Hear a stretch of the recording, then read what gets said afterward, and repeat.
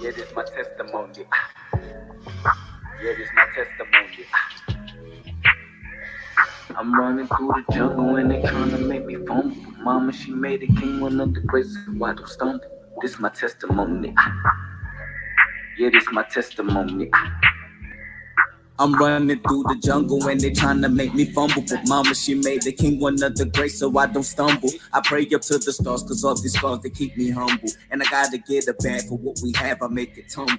Was a youngin' running around, was so hard-headed, stayed in trouble. Mama, now you're sun hot, check the pot, I'm starting to bubble. For the days I was stuck in the rain and I felt that pain, I make it double. On this track, I'm digging deep, so I'm complete like this my shovel. If you ain't thuggin' with me, you my enemy, I can't trust you. And if you cross that line, then bitch, you dying, I'm gon' bust you. And if you riding, then you dying, nigga, off the muscle. And I'm tired of mama crying, it's suicide, I'm tired of fussing. And I turned them to believers, thank you, Jesus, I came from nothing. And the niggas playing with demons, I done seen it for the money. When the folks off up that time and they talking, nah, nigga, is you right? When the ops fight down your block and make it hot, nigga, is you slide? You ain't never had no love for me, so nigga, why you lying? I done been through so much pain, I felt that hate, my soul be crying. I was raised up as a king, was taught to win, I claim what's mine. And I know that this my destiny, was made to lead my kind. And these people want the best of me, so I'm forever fight. Yeah, this my testimony. On me, yeah, this my testimony. You know,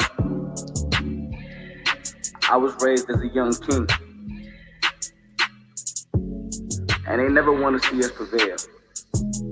They always try to make me fold. But I done been through my trials and tribulations. And through it all, I stood tall and faced them head on.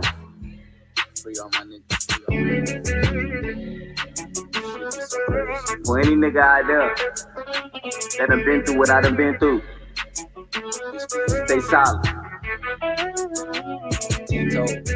I just feel like I'm a prophet. I feel like God put me here for a reason. And all praise go to Yahweh.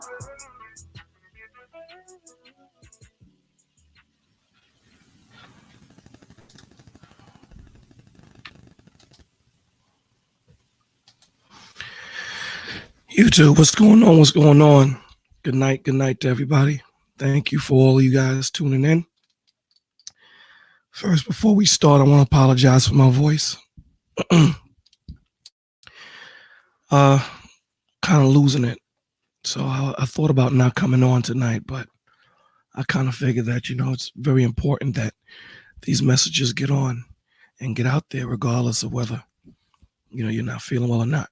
The show must go on. So, again, please forgive me for my voice. So, you guys can read what's written in the thumbnail. That's about, it's time that parents become parents and not befriend our children. What does that mean? That doesn't mean that we don't have conversations with our children and understand what they're going through. It means that we're parents first, and we have to hold them to we have to hold ourselves to a certain standard as parents. So let's get started. You know how I do it. I always play a video and kind of critique what's going on with the video and kind of establish how we need to apply that to ourselves.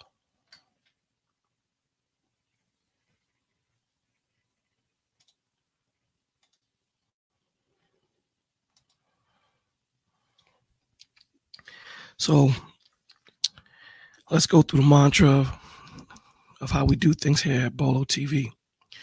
Here at Bolo TV, we believe in spiritual, mental, emotional, and physical wellness. Here at Bolo TV, we'll do our best to provide you the direction in which you need to go in to be at that point of where you need to get better. And again, please forgive me for my voice. What Bolo TV is doing is we're holding up a mirror up to us all. And what we're basically trying to say, basically what we are saying is no more.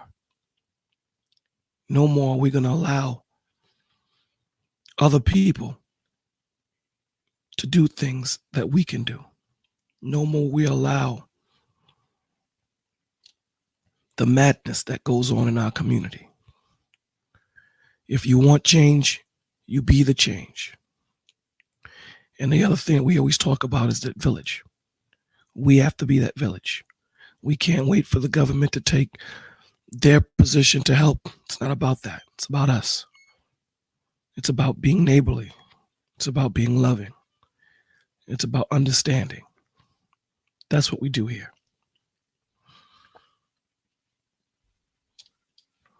So let's get it popping.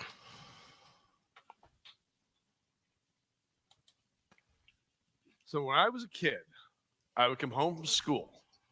I'd watch Gilligan's Island and Get Smart. And that'd be about it. See, it was 40 years ago in Canada, and there weren't that many TV channels. Computers were the size of a room. And phones were rotary dial. At least ours was. I would play and fight my brother and sister. We'd eventually play the hot lava game. You know, you jump from the couch to the chair to the table. Mom would come inside and yell at us and kick us outside till dinner time.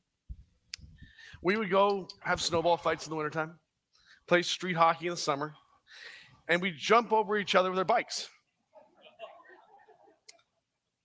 We would fall and get gravel stuck in our knees. And it didn't matter because we all knew where the Band-Aids were. Dinner time was a family affair. You were expected to tell about your day and listen to mom and dad tell about theirs. There were rules. Oh my gosh, there were rules. There were bedtime rules and homework rules and who you're allowed to play with and who you're not allowed to play with rules. So one of the biggest issues that we have as parents, me being a parent, is one, we need to understand that none of this comes with instructions. We don't have an instruction manual to figure out how to be a good parent. So we kind of lead towards the examples that we've had in our lives. And hopefully we've had good examples of what a good parent is. However, in most situations, we don't have that example. Or let's speak for those that don't. Or for those that do have two-parent homes, and just for the point of us learning how to be parents. It's not an easy situation. So the first thing is we need to set up rules.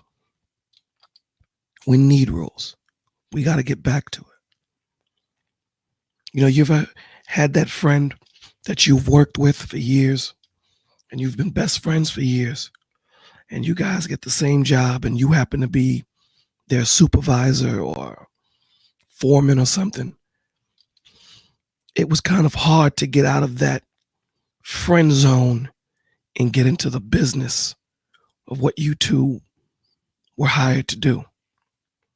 It's hard for that friend that you are in charge of in the business to see you as that foreman or that supervisor. So we have to make that line a lot more defined. Doesn't mean that we can't have fun with our children. It doesn't mean that we can't have conversations with our children. Hey, Bev, doesn't mean that we can't do that. What it means is we have to let them know that there is a specific line that I will not cross and you will not cross. And we have to start getting back to that. We have to get back to that old school, something that we speak about here all the time. Like, share, subscribe. Again, this channel is for us. That's what this channel is about. Bringing bricks and completing this home so that we can leave this world a better place than how we found it for our children. and at the same time, us ourselves grow. My parents did not care what any other parents thought. If they decided arbitrarily or not that the answer was no, the answer was no. And arguing was not worth the consequences. Wait till your father came home, had real meaning in my house. You know, I love my parents, but back then I respected them and I probably feared them just a little bit. Now, that was a very important statement that was made. Respect is and love is very important. But the one thing I think that we're missing in parents now is that fear. I want to read something for you guys.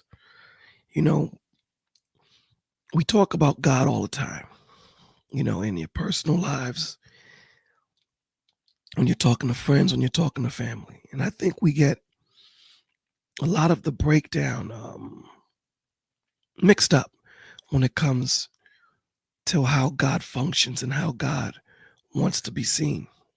I'm going to read this one scripture. It's from Ecclesiastes in the Bible. It's chapter 12, verse 13. It says, "The end of the matter, all is heard, all has been heard. Fear God and keep his commandments." Let me read that again. The end of the matter, all has been heard. Fear God and keep his commandments. So God wanted to be feared. Not to a point where you don't love him, but to a point where you know that there will be consequences if you double cross him. That's where that little fear comes in. To be afraid to double cross, to be afraid to wrong. Now, that doesn't mean that as human beings, we don't mess up, we don't fall. That's not what that's talking about. What that's talking about is doing something purposely. That's the point. Now, we know as children, they're going to push the boundaries. And as parents, they need to know that there's repercussions. To every action is a reaction. That's what we're here to do. Doesn't mean that we can't have a conversation and be there for our children, but they have to understand that we are the parents. You have to make them understand that, because inherently they're not going to understand it.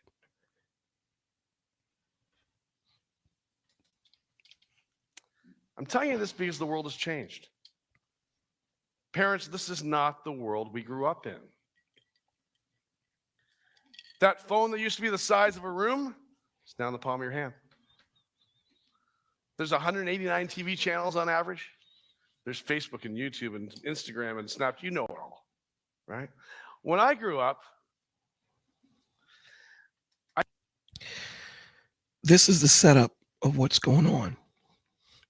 What society is doing is allowing Snapchat, allowing Facebook, allowing YouTube, and allowing all of these programs, apps, to be the parent of the child. And there's no filter, there's nothing to keep that child safe when they search the dark web. We have to get back to parenting. Yeah, it's a beautiful thing to have YouTube. It's a beautiful thing to have Facebook, to reconnect with people you haven't connected with in a long time. It is. That does not substitute you being a parent. These things are help aids if you choose to use them. They are not a substitution for you being a mother or father. It is not a substitution of you being the example that that child need to see. We say this all the time. Children will emulate what they see. They learn more by watching than you telling. We have to get back to fundamentals 101. We need to get back to parenting our children. That's what we need to get back to. Not being afraid of the pushback that we get from our children. How many times did we push back at our parents? Yeah, everybody out there in that chat, you know, we pushed back hard. And our parents stood their ground. Hell, even whooped your behind at times. And we turned out okay. We have to get back to those fundamentals. Now, if you want to change it and bend it a little bit to how you parent as a person, there's nothing wrong with that. But we have to get back to the fundamentals. We have to get back to getting our hands dirty in planting and fertilizing this ground. I didn't think about any of the problems that were going on in the world because I didn't see any of the problems going on in the world. Kids today have climate change and global economic meltdowns in front of their faces every day. It bothers us and it bothers them. As a child, when I was young, the problems that I was faced with were children problems when I look back at it. What pants I'm going to wear, what sneakers I'm going to wear, how I'm going to match, if I'm going to take my brother's clothes without him knowing, because he had a job and I didn't. So he was able to buy all the fresh gear. You know, I was subjected to buying or to wearing the stuff that my mom and dad decided to get me. So, you know, we all know about that. How the parents, you know, they're not going to buy expensive stuff. I wore turtles. And I tell this story all the time. I wore turtles. We didn't even have shoelaces. They were Velcro straps. That was the worries that I had. Nowadays, these kids are faced with so much more. Drive-bys, shootings, molestation, etc. Drug use. We have to get back to that village. We have to get back to policing our children, policing ourselves. That's what we have to get back to save ourselves. Because the government ain't. They need more people in jail. They need more of our youth to be incarcerated. So they're not going to do anything. We're handing our children to these people. Because you know why? We're getting tired of parenting. We got to get our hands dirty again. They feel it. So why am I telling you all this? I didn't think about any of it until really March 21st, 2018. Married. Now, I need you guys to get it. Family, I need you to understand what's going on. As a village, we have to learn from other people's mistakes. That's what we're supposed to do. So when my neighbor hires that bad roofer, me not having a relationship with my neighbor, I'm not going to know if that's a bad roofer, right? I may hire the same guy. And these guys know this, that we're separated as a community. Although we live 100 feet away from each other, we don't talk, and they prey on us this way. If we communicated as a community, if we communicated as a family, when I know that I have a good roofer, what's the best advertisement on this earth? It's not TV, it's word of mouth. I would go back, tell my neighbor, listen, this roofer is the bomb. Use him, so forth and so on. We have to get back to that. The best alarm system is not the ones that you can buy and purchase. It's your next door neighbor. 26 years. My son Derek, 22. Ashton is 20, Kyle's 17, and Ryan, my youngest. I thought I had a perfect family. I spent a lot of time with my kids. I wrote a book called Dinner Conversations. It was all about spending time with your kids without technology. On March 21st, 2018, at 11:03 p.m., I got a text. We all got a text. It was from Ryan. He said, "I love you." He said goodbye. And then he killed himself. He killed himself. He was 14. This man thought he was being a good father. He thought that he was doing what all parents do. We give these handheld computers to our children, and what we do is we let those computers govern our children, teach our children. Periodically, we'll knock on the door and open it and say, "Are you all right?" "Yeah, I'm good, Dad. I'm good, Mom." And we go on to doing what we do. Nah. We can't do that. We have to stop it. We'll unpack that. I need you to close your eyes for a moment and think about what that might feel like to know that you will never hold your son or daughter again. I need you to do that. I need you to try and feel it, because if you don't, you're never going to take the steps that you need to make sure it doesn't happen to you. That's where that village comes in. When one hurts, we all hurt. See, if we had that relationship where my next door neighbor's daughter or son was my son or my daughter, when they hurt, I hurt. When they feel, I feel. So this is what he's saying. You need to close your eyes and feel that. That when you feel that, you're going to know that there's an urgency that we must take to save our children. There's an urgency that we must take to save our children, to save ourselves. Remember, this is the mirror being held to your face, to my face.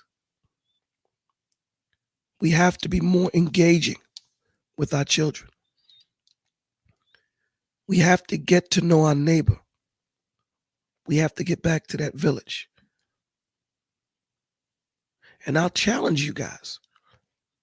Tomorrow when you're going to work, say good morning to your neighbor. Start that dialogue. Start that relationship. Have a movie night, book night, game night, where you invite your next door neighbor to your left and to your right and just see how it goes. Start it.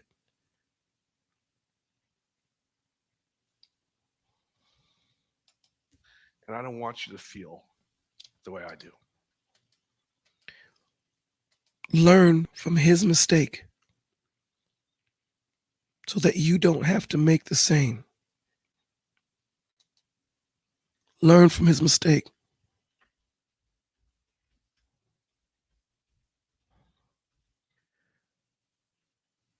This is what we're supposed to do. Learn from each other's mistakes so it doesn't become repetitive. This is our problem. We're not doing this. We're not learning from each other's mistakes because we're not talking to each other. We're not engaging in each other's lives when we need to be that. I need to sit down and look at my next door neighbor's child. If they're locked out, hey, you can come in here and chill. Need something to eat? We're supposed to do that. We're put here on this earth to love each other, to be one with each other.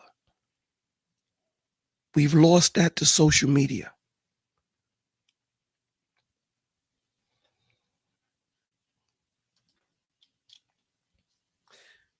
After Ryan passed, I was going through his stuff because that's what you do.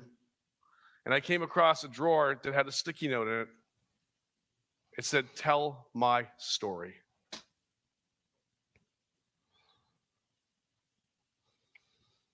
So that's what I'm doing. Think about that. How hard is that? For your child to commit suicide.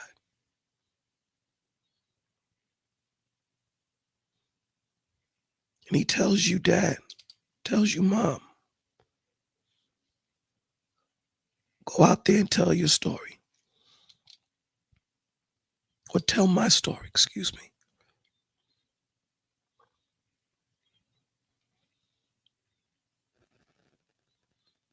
Go out there and make these people understand so that they don't hurt like I know you're hurting.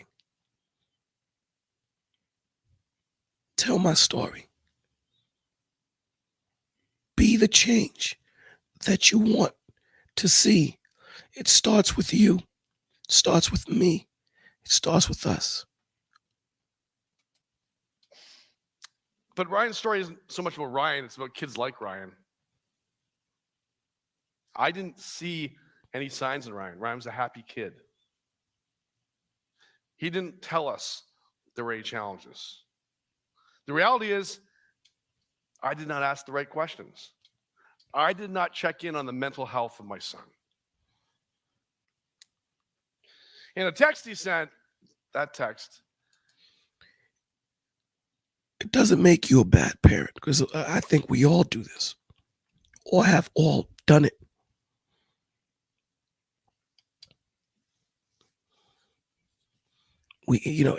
Social media has made things a lot easier for us as parents not to engage our children. I don't have to talk to my child as much because they're watching something on television or something on the internet. It's keeping them busy, so I got more free time to do me. It was never like that when we were growing up. So why should it be any different for ours? Don't you understand that all of these things that we have are distractions to draw a gap or to draw a wedge between us and our children, parent and child? So they no longer listen to you. They listen to that person that's talking to them on YouTube, on Facebook, on Snapchat, on Twitter, on Instagram. You are the steward of your child's well-being. Don't ever forget that. he said you were a great dad, but more than that, you were a great friend. I thought to myself, I took solace in it for a while. I thought, well, that's nice. He doesn't blame me. But the reality is that what I wanted to be? Is that what I needed to be, my son's friend? My dad wasn't my friend. He's probably still not my friend. I'm just kidding. Before Ryan passed, let's unpack that for a minute.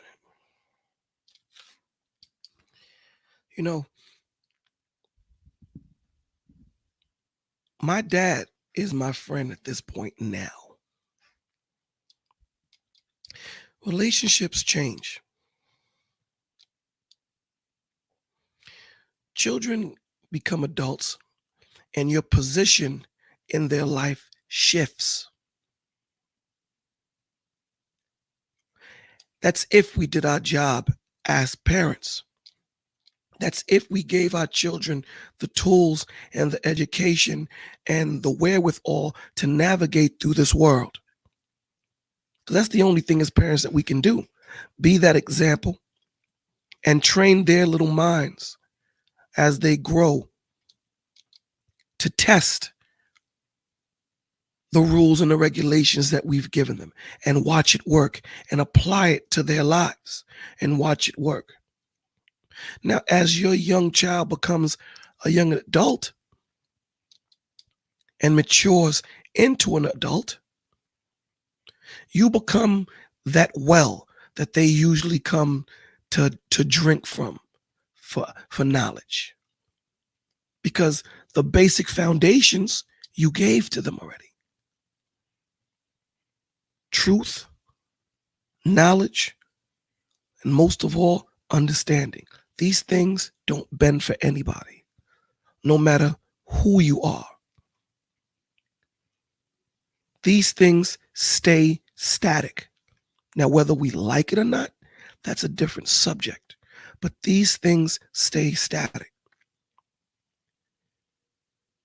So now, as your daughter or your son gets older and now they're that adult and they don't need to lean on you the way they used to, now you become more of a friend, if you would say.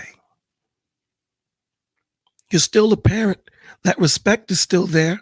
They still understand that there is a certain boundary that I cannot cross because this is my father, this is my mother.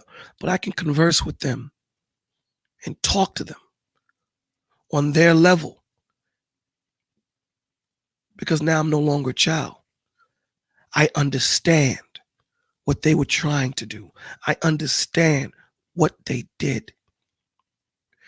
Our children are not going to understand now. That does not give you the right as a parent to break down and become their friend. That's why they're called friends. Friends come and go. They'll meet many friends in their life, but they will only have two parents.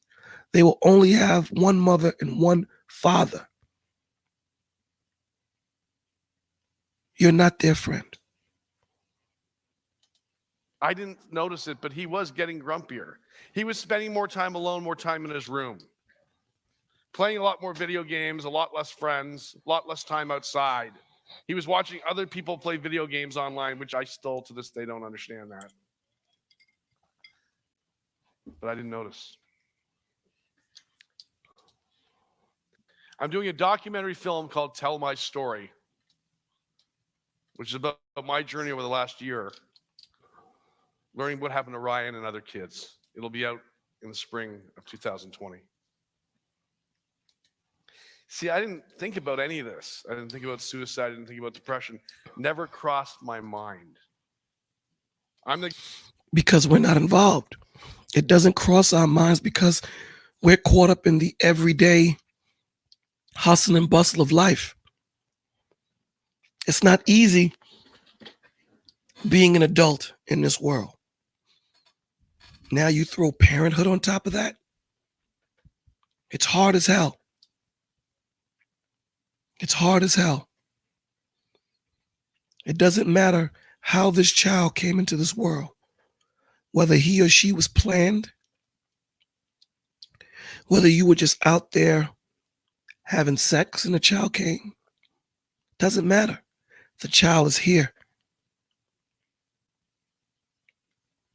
We cannot be selfish, knowing that you know how it felt not to have a father, not to have a mother, not to have parents that are engaged, to know the hurdles that you could have hurdled, but you didn't have that head start. You didn't have that parent that sat there and spoke with you. You didn't have that. So all the hurdles that you would have had, or the hurdles that you would have learned and jumped over, you tripped at. So now knowing this, knowing how it pushed you back, why would you want to put that on your child, the newborn? Why wouldn't you want to give that child a head start?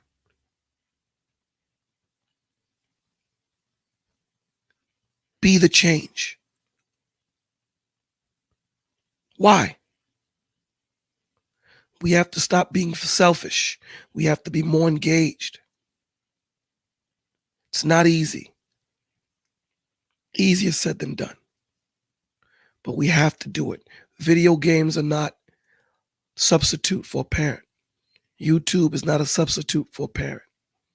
Instagram is not a substitute for a parent. Snapchat is not the substitute for a parent. None of these things are. You have to learn that you can't let life live you. You have to live life. And what does that mean? You have to be able to put pause or press pause and say, you know what? I'm going to take this time out to spend with my child. And I'm not talking to you as one that's got it down perfect. No, I've made mistakes. I've learned from my mistake. Mistake is not bad as long as you learn from it. If you learn from your mistakes, then that's a lesson learned. Hopefully you won't repeat that mistake anymore. So we have to start being more meticulous with this small, malleable brain that we call a child. This sponge that we have to fill with knowledge, that we have to fill with truth, that we have to fill with, most of all, understanding. Not giving them the tools to be able to navigate and learn these things on their own. It's unfair to them. Last week we did this show where you have PTSD for these children. It's unfair. They haven't learned life, and now they have to navigate these hard, complicated feelings. When as grown-ups we have issues. You know how we do it here at Bolo TV? Like, share, subscribe. I put the link in the chat. If someone out there is having an issue, someone out there is thinking about taking their life, someone out there is thinking about taking drugs or just tired, you're welcome to come into the room and talk. We'll figure it out. This is what we do here.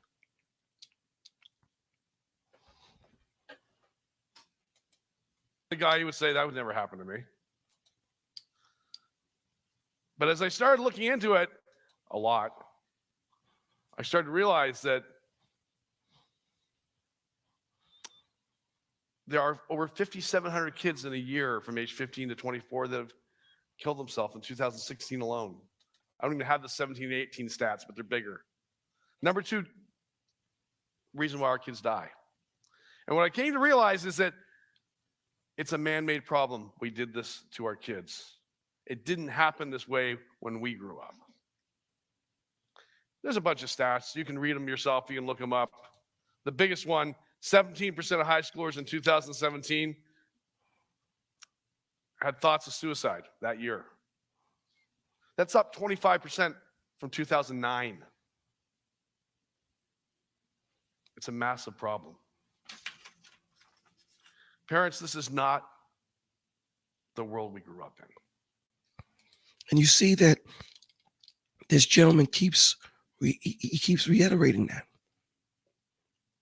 We have made our world between our children and us so distant that no matter how we try to tell them we understand what you're going through, there's a disconnect. They say, no, you don't. Because we have not established that relationship with our child to let them know that I understand what you're going through.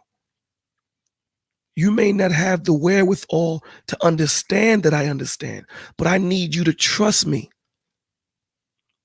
that we will navigate through this together. We will get through this together. And then when we're on the other side of it, now you can look back and go, I get it. I say this all the time. Life is meant to be lived forward, but understood backward. When you're going through life, it's hard to kind of figure out why you're going through it. It's very hard because you're going through it. You're trying to figure out how to get past this hurdle, how to jump over this hurdle. But it's not until after you're past this traumatic situation in your life that you're able to understand and say, damn, that's what I should have done. I understood where I went wrong.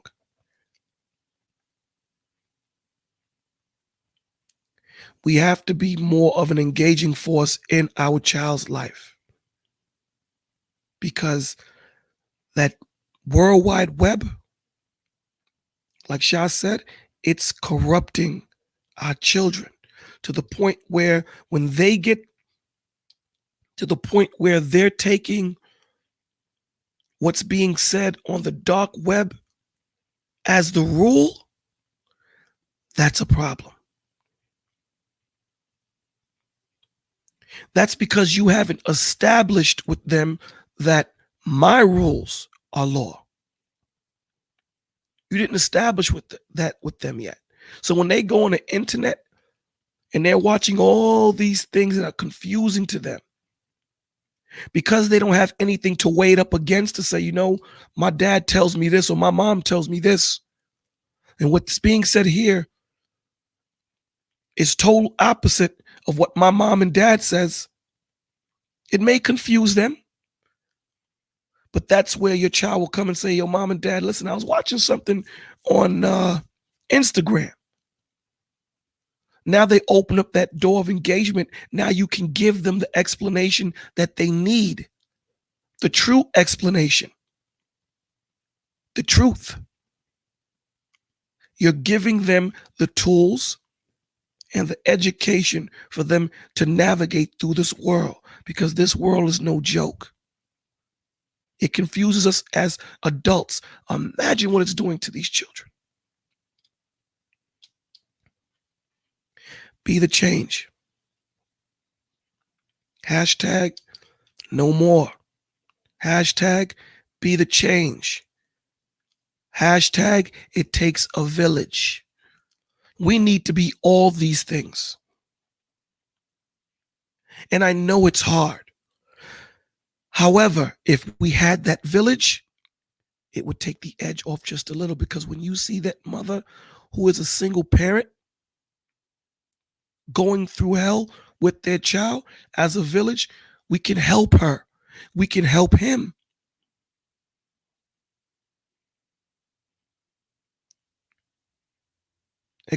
Exactly. Malaysia, or Maisha, I'm sorry. You're supposed to, as parents, we're supposed to govern what our children take in. But if you see that single parent going through something, as a village, we come together and support that parent. We come together and support that family. Give them that strength. Let them know they're not in this by themselves. This is why you have these single parents killing their children. These single parents getting with these men that they know, these single mothers getting with these men that they know are dirtbags, because it's hard to parent by yourself.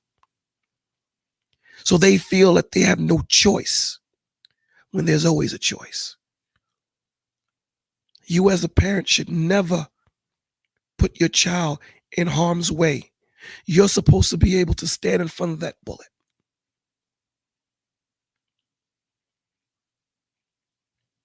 It takes the village. And you can apply all these hashtags to some type of issue you may have in your life. And know it will work. We have to be the village. We have to be the change. So, as I think about the things that I didn't do right as a parent, one comes back to me in a big way. I gave my 12-year-old son a cell phone with unrestricted access to the internet. In fact, I gave him this cell phone. How can your heart not be broken watching this? being a child's friend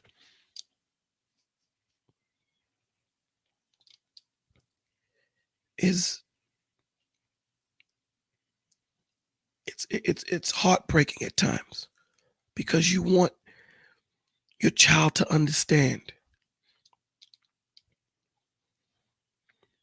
but you're their parent. You have to enforce the rules. They have to understand that to every action there's a reaction. And what we don't understand a lot of the times, we can't see past our nose, is that by you instilling these rules and regulations, to every action there's a reaction, you don't understand that you're giving them the building blocks for their personality, for their character, for them to learn that if they do something, there's a reaction to that something that they've done.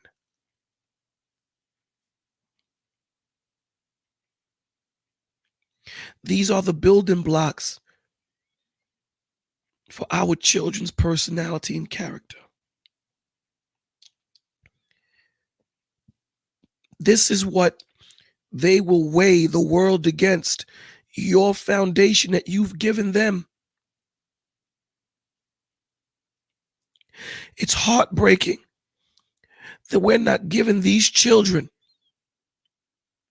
these young adults,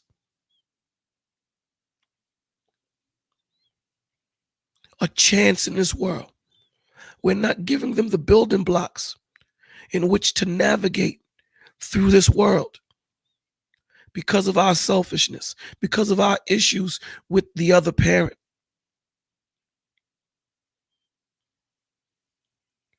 We have to stop this.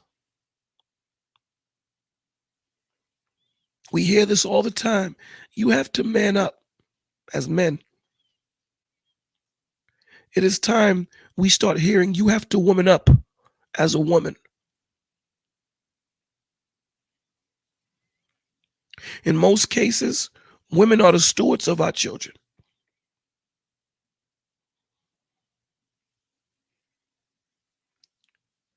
We have to start womaning and manning up.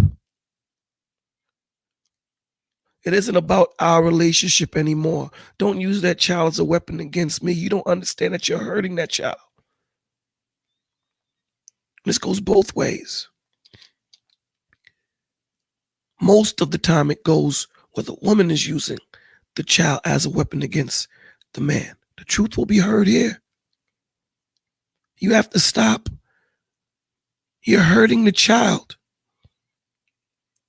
Because when you use that child as a weapon against their father's going to react to that. And this child is watching the two stewards of their life go back and forth.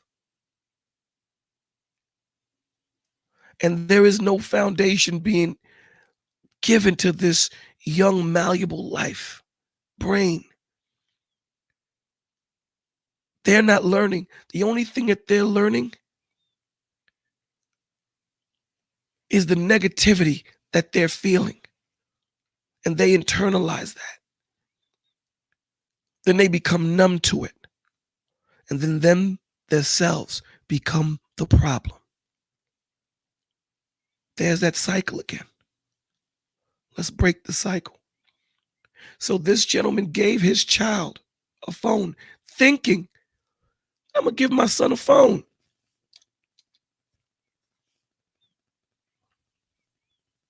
We figure that this world shows us that the way our parents raised us was wrong.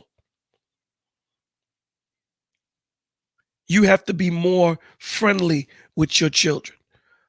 Our parents weren't friendly with us, and we turned out fine. Our parents were our parents. That did not mean that they didn't talk to us, have conversations with us. It didn't mean that they had the key to the jail. It meant that we respected them, and to a certain point we feared them, because if we broke their rule, there were going to be repercussions for us breaking those rules. Society now has handcuffed us as parents where if we punish our children, we can get incarcerated for nonsense. Now, true, some parents take it to another level.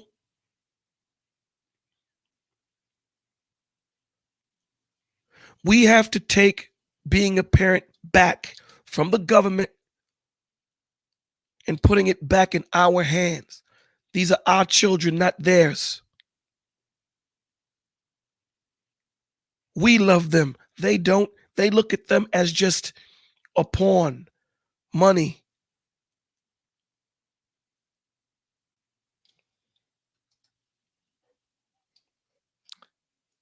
When I think about it now, I basically said you can go anywhere in the world, Ryan. Check out anything you want.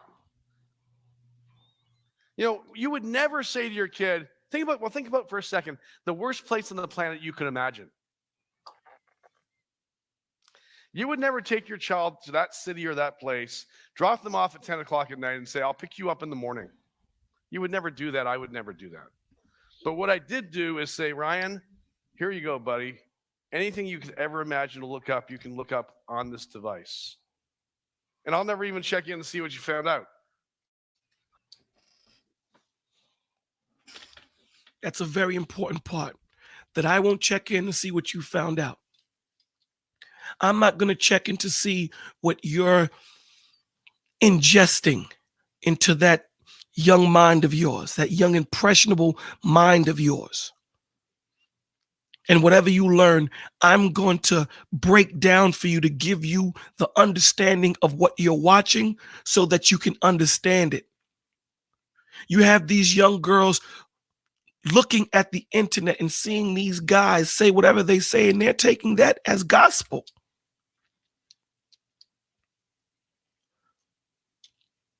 Because you as a father don't want to be that example of that man that she needs to show her how to be loved unconditionally, to show her the example of what a man is, how he takes care of his family, how he takes care of his children, how he loves his children, how he treats his children, how he speaks to his children. All of these things are the building blocks on what little girls are looking for when they go out into the dark web. And when these things are not given to them, the first little nonsense that a guy says to her, it fills that hole that she has, or puts some type of understanding that, you know what, I should have had this. Then that guy grabs that girl, uses that girl, mistreats this girl.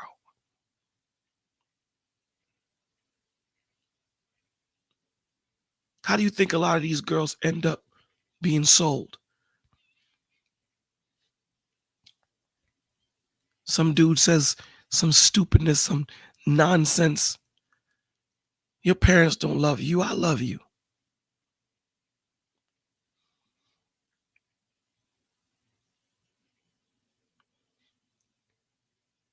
She starts to trust him.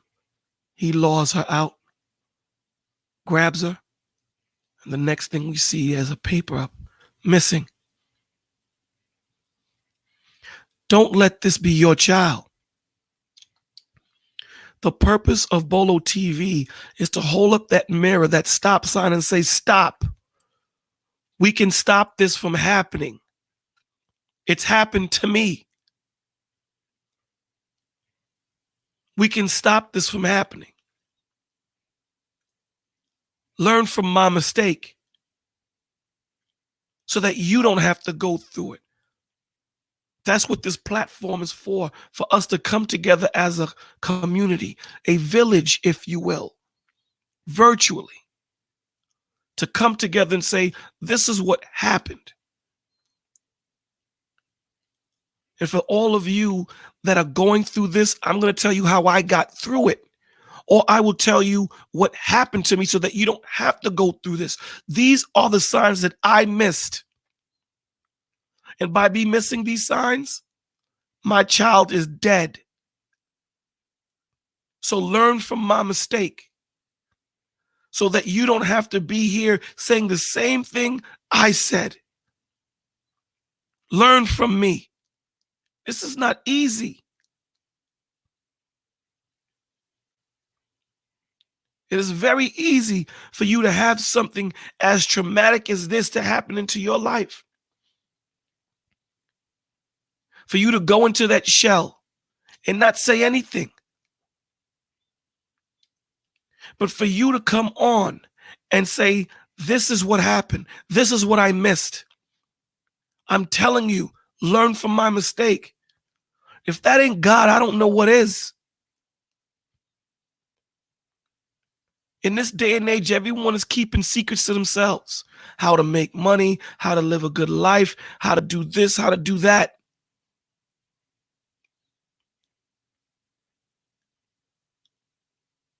For you to have a conversation, and in the middle of your conversation, for you to break down and still have the strength to go through it and still be able to converse and say to everyone out there, learn from my mistake. It wasn't something that I'd done purposely. I thought that what I was doing was good. But there's a reason why child suicide, young adults are committing suicide in a world-time high. There's a reason for that. We're not engaged. We're not giving these children the foundations to navigate through this world, the education. I'm going to continue to hammer that in your mind. Young parents out there, I know it's hard, man. You're a child yourself. You didn't plan on having a child. You were just trying to have fun. Now you're pregnant. You're not in this by yourself. Bolo TV is a community, a village. We're here to help you. You will get help. Give us a chance. Give your child a chance. This is not about just making a better way for your child. This is about making a better way for you. This is a place to release. You don't have to carry that 2-ton boulder that you've been carrying. Imagine this, if you will. A young man or a young woman is going through this world carrying that 2-ton boulder by themselves. Very heavy. Very hard to pick up. Very hard for me to keep my balance. What this village is going to do is each of us are going to put our hands on that boulder and make it that much lighter for you. We're not here to take the boulder from you. We're here to support you. We're here to let you know that you're not in this by yourself. And that with our help, you will get through whatever that 2-ton boulder represents. You don't have to go through it by yourself. That's what we do here. That's what Bolo TV was created for. That's the village. Please like, share, subscribe. Please. There is no judgment here. There is none. This is a place where you could come here and speak freely as you want, and no one will judge you here.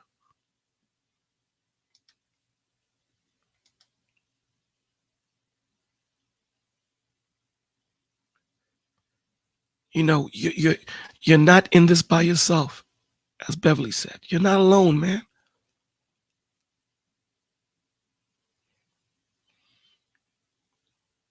We're here for you. We love you. But first, the love starts with you loving yourself and knowing that you don't have to go through this by yourself, knowing that you need help. And that we're here to help you.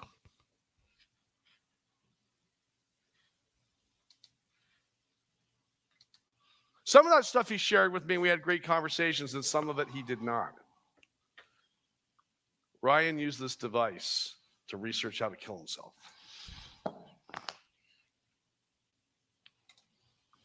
Ryan used this device to research how to kill himself. Some of it he did not. Ryan used this device to research how to kill himself.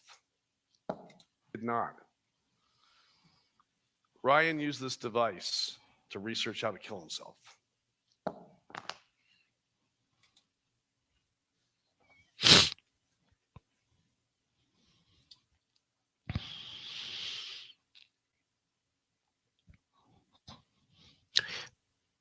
This is what happens when we don't set rules and boundaries. You know, when we were younger and we had rules and boundaries that kept us from doing stupid things. I mean, as children, you're going to do stupid things anyway, but it kept you from doing the things that was detrimental to your life. You know, as a parent, you'd say, don't touch that plug, don't touch this, don't touch that. And when your child went to touch it, you screamed on them so hard, hell, you even punished them. They didn't know why, because their mind couldn't understand or wrapped around that concept of not touching it. But they were so afraid because of the reaction that you had that they never touched it again until they got older. Ryan didn't have those garrisons around him when it came to searching the dark web. He didn't have it.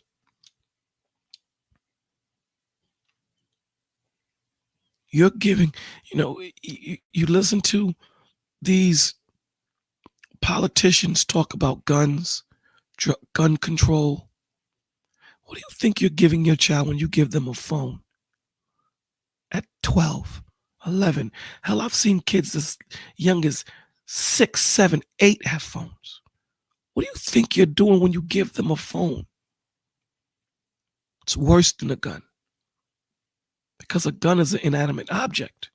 It takes a person to pull that trigger. A person has to have wicked thoughts implanted into their mind to actually go and take a life for no reason. There were no safety precautions in most situations to stop that. The cycle.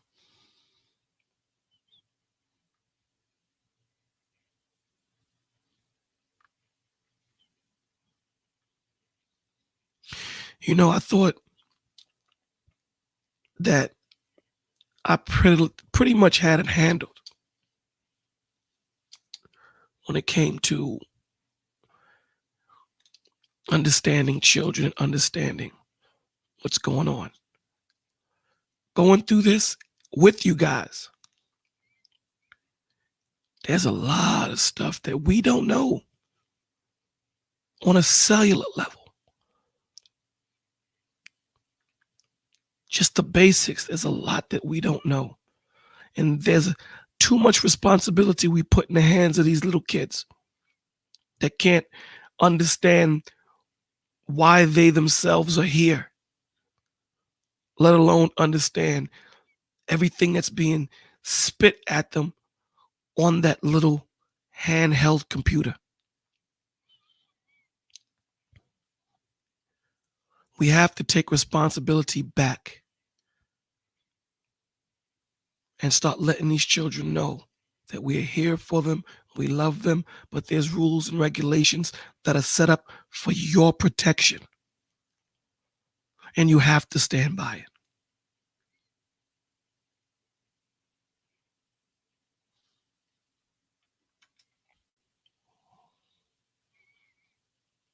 Ryan's mind couldn't handle all the things that were coming at him. This is not the world we grew up in. The pressure the kids have, the anxiety they have over school and grades and looking the best and being the best and Instagram and social media, all the stuff you already know is huge. Our desire to protect our kids has also backfired on us. We protect them to the point where everybody gets a trophy and they don't know how to deal with rejection when it comes. That's so important. Society have turned our children into brats, weaklings, mentally, not being able to understand no. Nowadays, two teams are playing basketball. If one team is winning, I think by 30 points, they turn the clock off or the scoreboard off. No, you need to let these children play. Losing never killed nobody. All the best winners that I've known have been losers at one time in their life. Hell, Michael Jordan didn't start winning until his 7th year in the NBA. It gives you that drive to correct all the mistakes that you make or have made.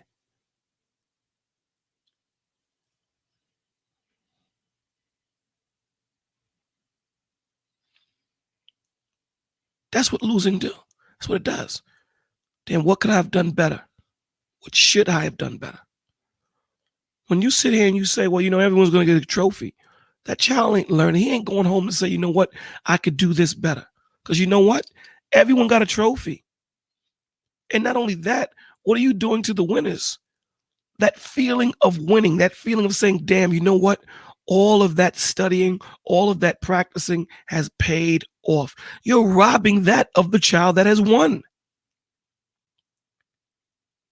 Dual symmetry here. The one that's losing is saying, I need to practice harder. The one that is winning is saying, all that practice paid off. You killed both birds with one stone by giving everyone a damn trophy. This hurts the system. It hurts our children. It makes them brats. Why can't I have this? Because you didn't earn it.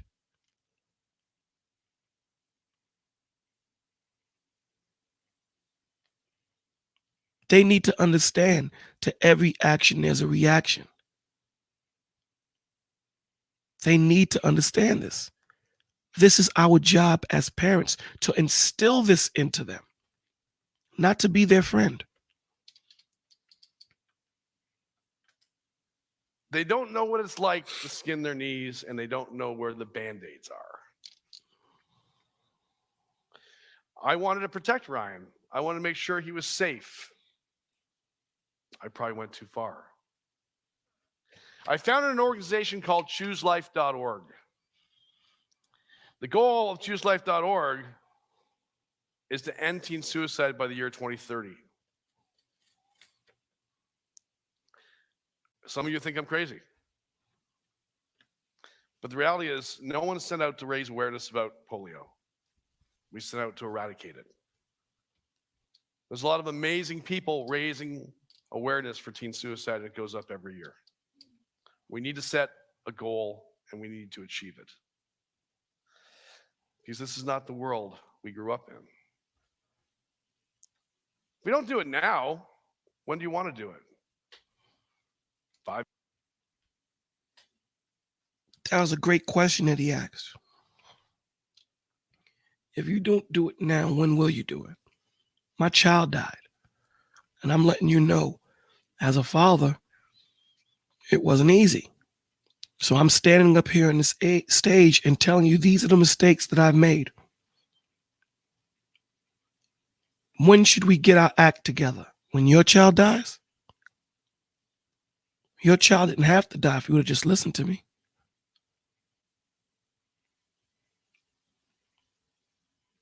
I'm trying to give you the building blocks. I'm trying to give you the truth. I'm trying to give you the education to be able to navigate through this world. I'm trying. That's why he's on this stage. fighting through the pain of his son passing. My condolences to you, brother.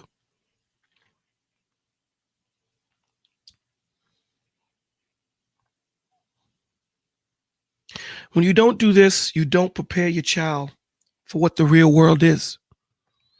You create a fake construct of what he think or she will think is, and it's not. And they will get a rude awakening.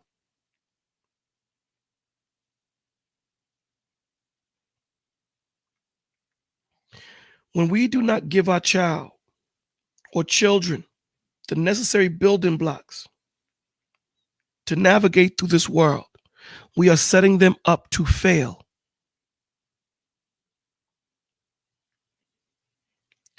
Hashtag no more.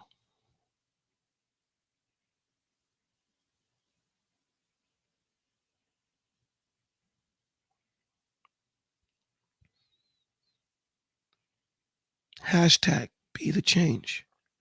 Hashtag it takes a village. All of these things can be applicable here, can be applied here.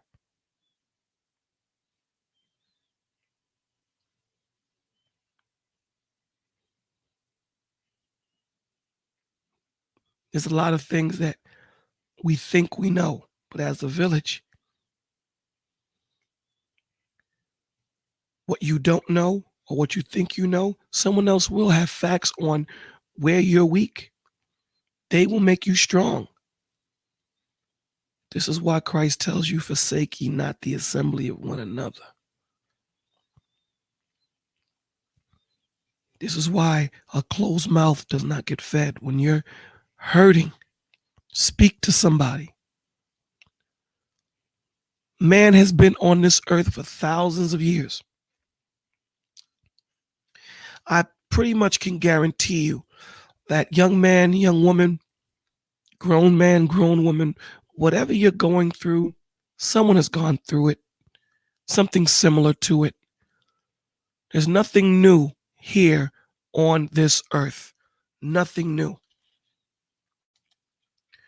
But the enemy, when I mean the enemy, Satan, whatever you want to call him, whatever name you want him to be under, doesn't matter. Because you know what's so crazy? No matter how many different books you read, God will have 50 different names. But Satan always has the same.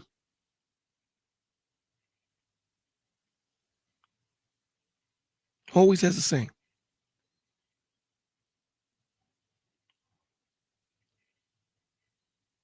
His job is to stop communication.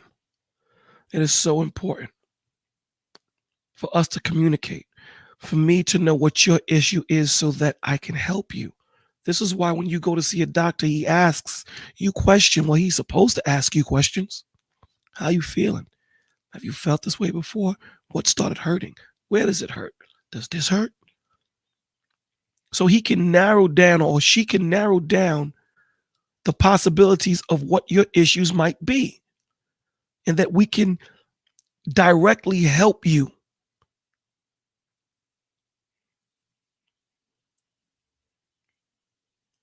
There's a method to this madness, man.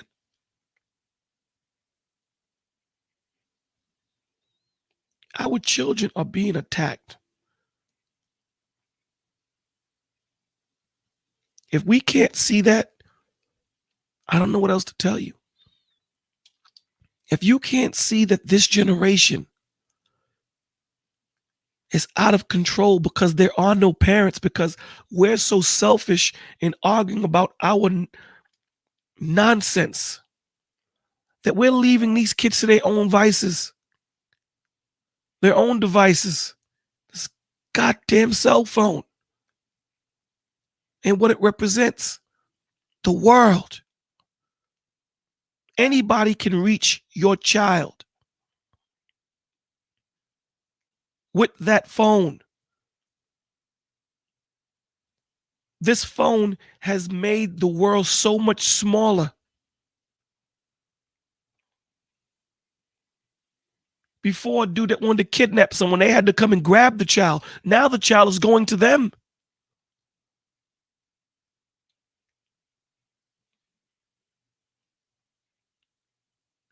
Hashtag no more. 5 years, 10 years. We have to do it eventually. Let's do it now.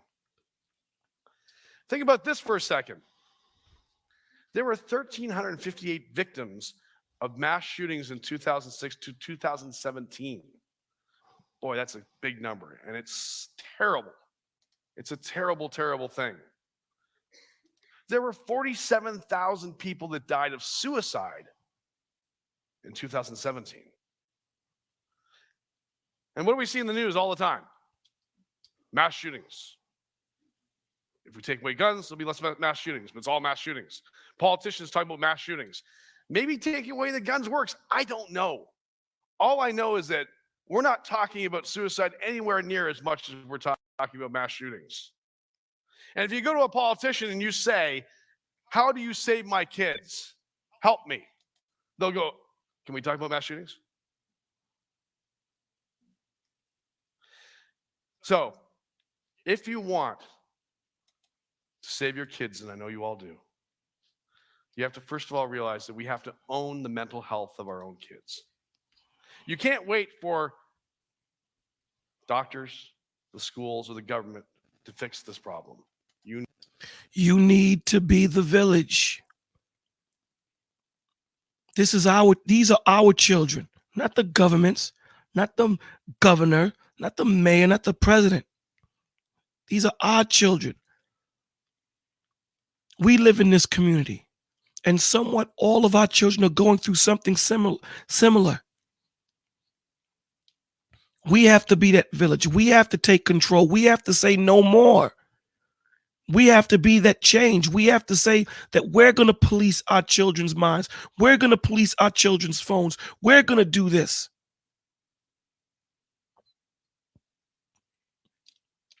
Don't just give them that handheld gun with no instructions, no understanding, no knowledge, no truth to telling them, listen, you know that there's people out there that are predators? And I'm giving you this cell phone? So be aware of where you go. And if someone tries to talk to you and act like they're a child, that might be a grown-ass man on the other end, preying on your little girl. Stop being damn lazy. Talk to your child. Talk to your children. Don't just give them that handheld gun and say, listen, you know what?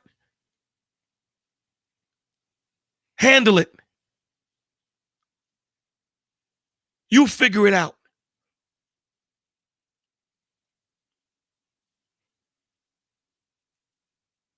We have to get up off our asses and start talking to our children, start understanding what they do, start probing our children, start stalking our children.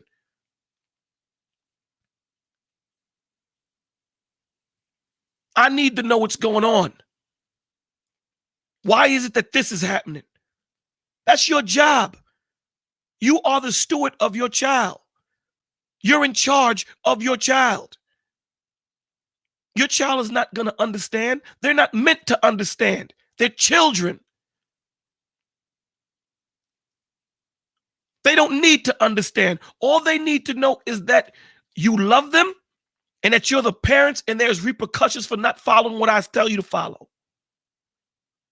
As they get older, they will understand because their mind is going to change. They will have more experience in life at that point. And then they will say, I understand why you did that, Mom. I understand why you did that, Dad. There was things I could not understand that my mother and father was telling me until I myself became a parent. And then I say, I understand why they did that.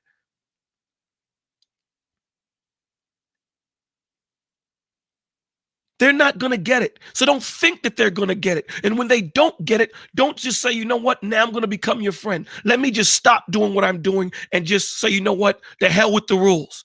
Rules are set up.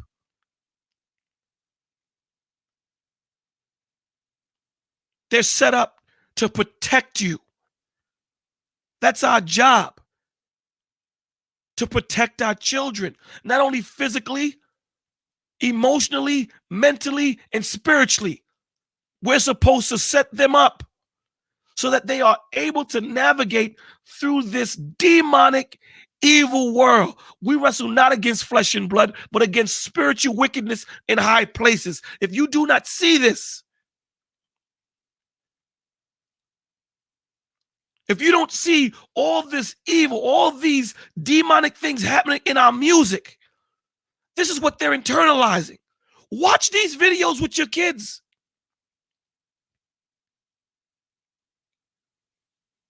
Sit down and talk with your kids so that they trust you, so that when they see something that doesn't look right, they'll come and say, Dad, can you please critique this for me? Make me understand this, please. Is that the type of woman I'm supposed to be looking for? Is that the type of man I'm supposed to be looking for?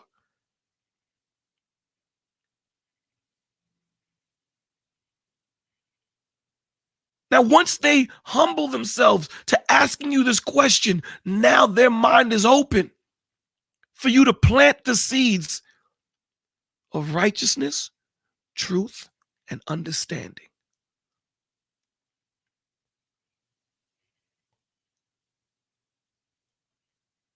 But rules and regulations has to be set up. That's the cornerstone of being a parent.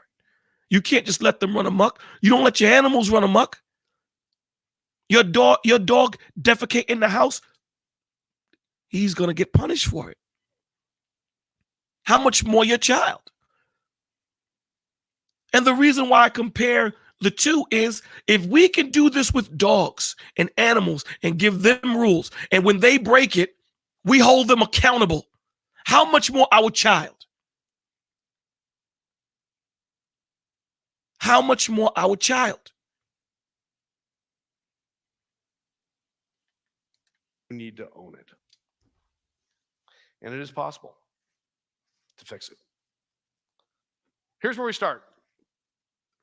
First of all, you got to realize that that really smart kid that you've got next to you, who you think is very worldly, is the same kid with the same brain 40 years ago that thought it was good to jump over someone else with a bike. They're not. So basically what he's saying is these children, although they may seem smart, although they may seem different, they're not. They still have the same enthusiastic, impressionable mind that we had when we were young. So we should be using this as our advantage. We were once their age. They were never ours. So we should be able to sit there and say, okay, I know what he's going through. I know what she's going through. So let me do this to engage them. Let me do this to set it up so that they don't mess up. Because I remember being that age and I messed up. I became a father at 14, 15 years old. So I already know the hormones that little boys and little girls are feeling.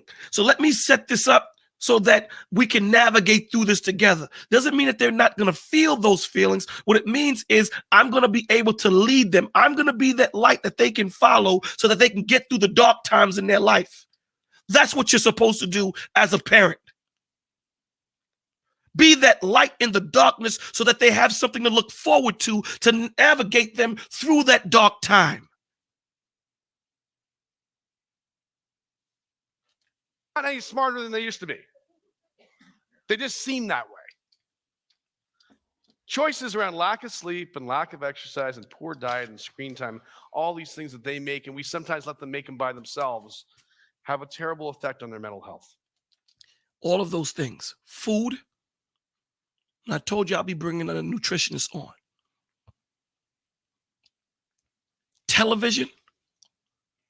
We'll be bringing therapists on.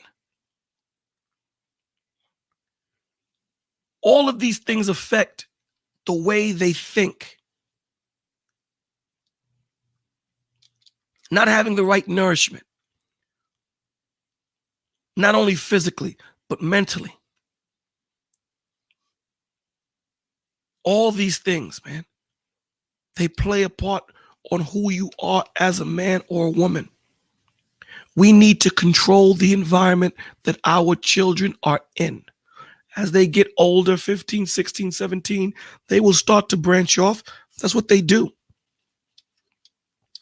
They're supposed to do this.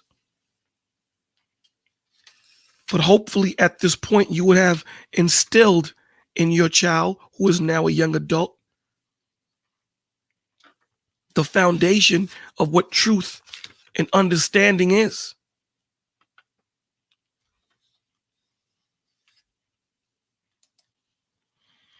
We need to put rules in place. Remember, being a teenager is a series of bad decisions that you don't hope have lasting repercussions. It's the parent's job to make sure we have as few mistakes as possible. Be their parent, not their friend. Number 2. Be their parent, not their friend. Doing this protects your child from themselves. You need to understand that. They won't venture into things that they shouldn't. When you tell them that this is not good, you're supposed to set up. The same way when you're a baby, when you have your child, you guide their whole day. As the child gets older, you let loose a little bit, but you still guide their life. I don't believe a parent ever stops guiding their child's life until it's time for them to move on. I still go to my father at times when I need some type of understanding. Well, why did you do this? Well, why did you do that? You become that well now. Because you hopefully instilled those garrisons around your child so that the building blocks that they now becomes a home is no longer building blocks. They can navigate through the world. That still doesn't mean that they're not going to need some wisdom and understanding now and then.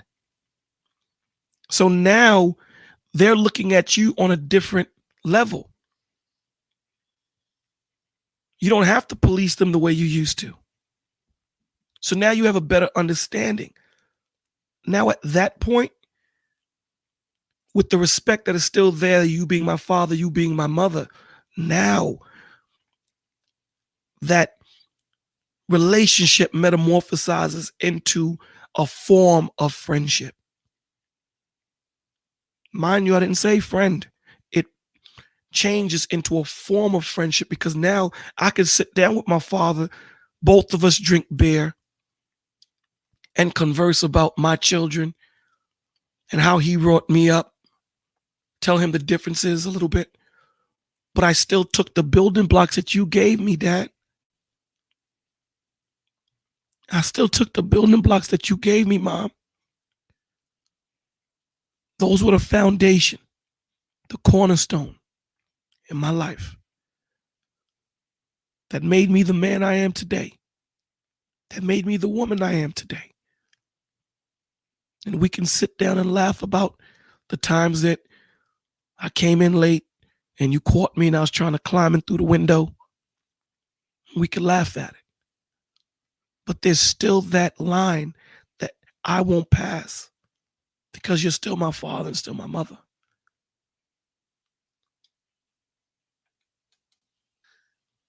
Have the real vulnerable conversations with your kids where you share with them what it was like growing up, how you were bullied, how you felt insecure, how you didn't like your body, your friends. Remember, they mimic you. They mimic everything about you. Everything you do, they do. Ryan copied my sense of humor. Having those conversations with your children and letting them know that what you're feeling, I felt too. I'm no different. I felt weak. I cried. I hurt. I'm no different. Because by you sharing this with your child, by you letting your child know and give them that understanding, they also say, damn, you know what?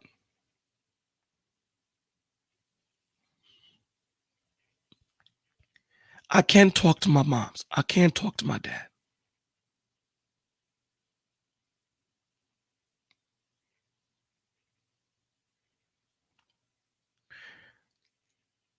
Let me address that, Saint. Saint writes, but what about that parent who haven't been through what their kids have or have felt what their kid felt?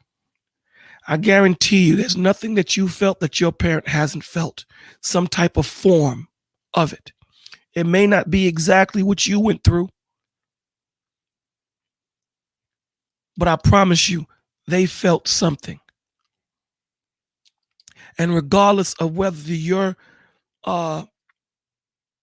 gone through what your child has gone through, them being your parent, they have a better understanding of what's going on. I don't have to be a crackhead to understand how not to be a crackhead or how to navigate through getting a crackhead help. That doesn't mean I'm better than him or her. That just means that that person fell on a hard time and they were weak. This isn't me judging you. This isn't me saying that I was a better child than you. What this is we can find you help. There's nothing on this earth that children is going through that their parents haven't gone through, or someone that you might know. So even if it's not your parent you can talk to, there's someone that you know that has gone through what you're going through. Or if they have not gone through what you're going through, together we can get you help. So no, I didn't have a baby when I was 13. I can't understand how hard it is for a 13-year-old girl or a 13-year-old boy to now become a father and a mother and to navigate through that. I can't understand that. Well, let me retort that statement. I can't understand it. I just haven't, I didn't go through it. I didn't experience it. But I do have answers for it. I do have answers for it.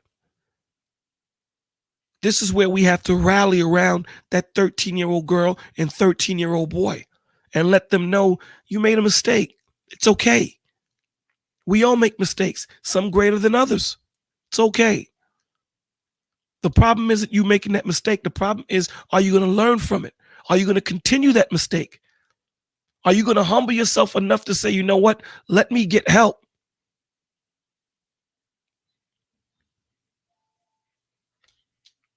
That's the point. We all can come here, like Beverly said, and we'll talk about it. We'll reason it out. We'll figure it out together. But here's the issue. The issue isn't whether you can communicate with your parent because maybe they haven't gone through exactly what you've gone through. The point is #trust. Do you trust your parent? Do you trust them enough to say, you know what? Check this out. Maybe they haven't gone through what I've gone through. You know what? I know that they love me enough that they got my best interest at hand. So I'm going to hear them out. And I'm sure that if my parent do not have the answer, or if my parents don't have the answer, I'm sure as much as they love me, they will navigate myself along with them on the way to get me help. So maybe I've not gone through what you've gone through exactly, the exact way you went through it. Because I think a lot of times we get caught up in that.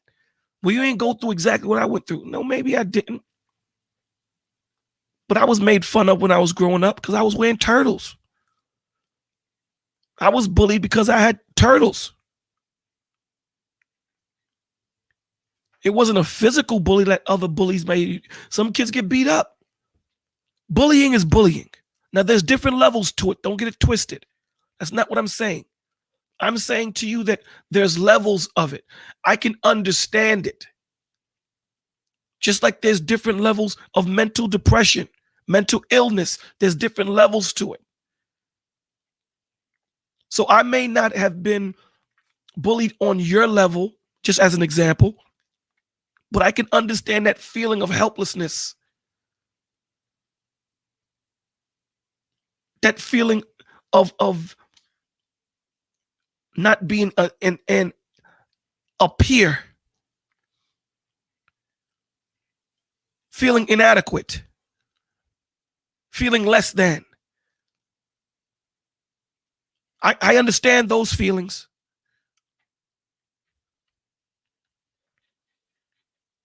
So together, we can navigate through that. So regardless of whether your parent went through exactly what you've gone through, or let's say if they didn't, let me play the advocate. So let's say they haven't gone through what you've gone through. If you have that relationship with your mother and father, you're going to trust them enough that they have your best interest at hand. That's what you're going to understand. So together you guys can navigate to get help. That's the whole point, becoming the village. Someone will help you. They will know someone.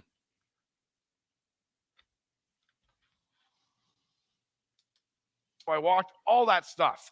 He copied my worst superpower.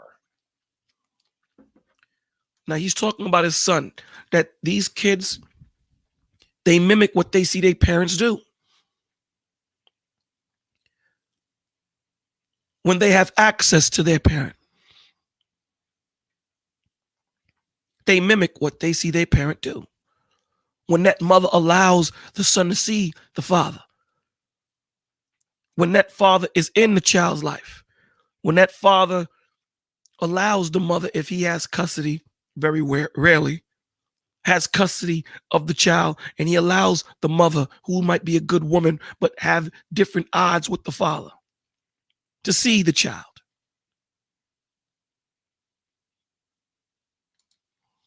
To not share my feelings and keep everything to myself.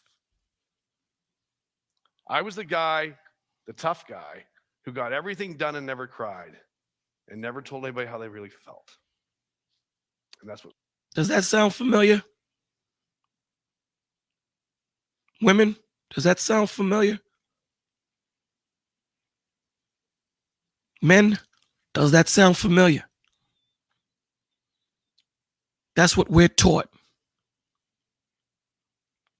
as kids. That's what we're taught.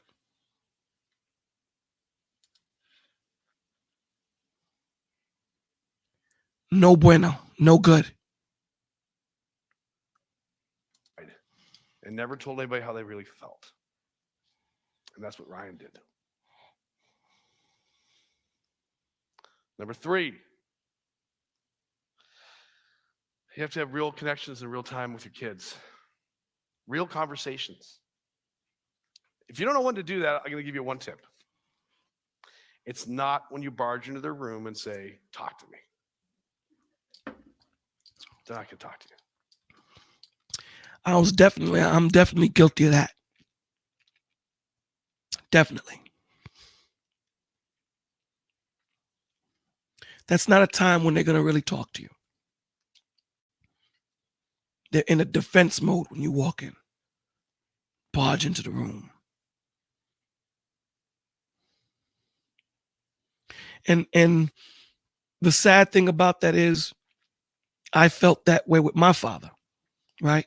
But having so much, however, having so much going through as a young adult, trying to become a good father, good parent. There's certain things that you overlook. It's the small things that are important. The small things that we overlook usually have the heaviest impact. The small things that we overlook usually have the heaviest impact. So learn from my mistakes, along with this gentleman's mistakes. Don't bust into your child's room. Hey, what's going on, man? Lightly busting. I'm just joking. Set up an environment where you're easy to be talked to. I'm doing my best to do that. It's not easy, but we have to do it. This is our job. Better late than never. It's generally when it's inconvenient for you. I wish I had those times back when Ryan would come into my office and say, hey, Dad, can we talk? Hey, but I'm on the phone. Come get you in a bit. I'm a good dad. I thought I would go back and say, hey, let's talk. He would say, I got it. I'm fine. I don't know if one of those times was the time he wanted to come in and talk to me, to tell me how he really felt. And do you know how hard that's got to be on a parent?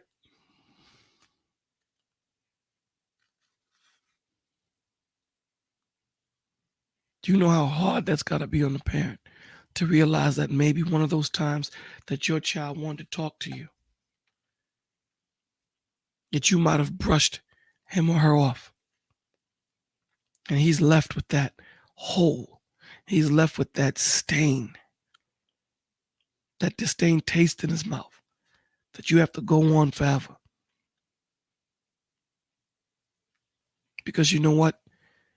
This loaded computer gun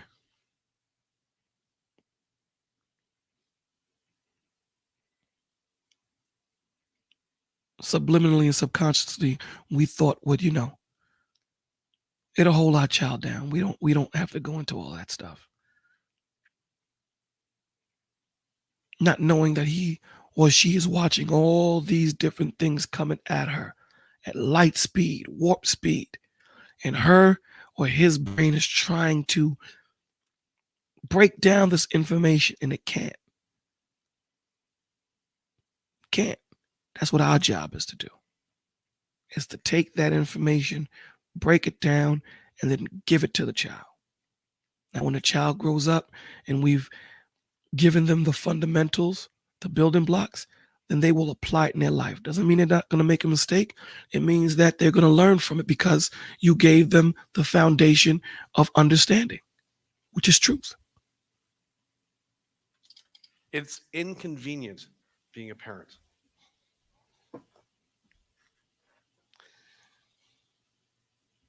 Whatever you do, when they do talk to you, don't try to fix them. The last thing they want to hear is how their life is amazing. They should be seeing it that way. How your life was so much tougher than their life ever was, or whatever you want to say. Remember, I'm guilty of that. I'm man enough to say it. I'm guilty of that. You guys got it easy. When I was growing up, I'm very guilty of that. And looking at it from a child's perspective, when they hear that, they don't want to hear that. All they know is what they're going through. They don't want you to compare what you went through to what they're going through. They want you to understand what they're going through. We can't always be in fix-it mode. Before we get to fix-it mode, we got to get them off the ledge. I'm learning that too. Like, share, subscribe, share the channel, Bold TV. on the sunniest of days, someone who's depressed will only see clouds. And all of your words will not change that. And if you talk too much and try to fix them, they're going to stop talking to you. Yeah. This is true. How do these young cats say it? Facts. This is true.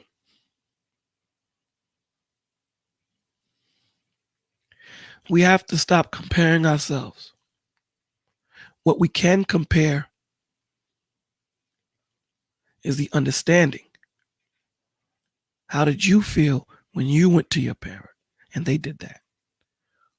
So always keep that near and dear to your heart when your child comes to you.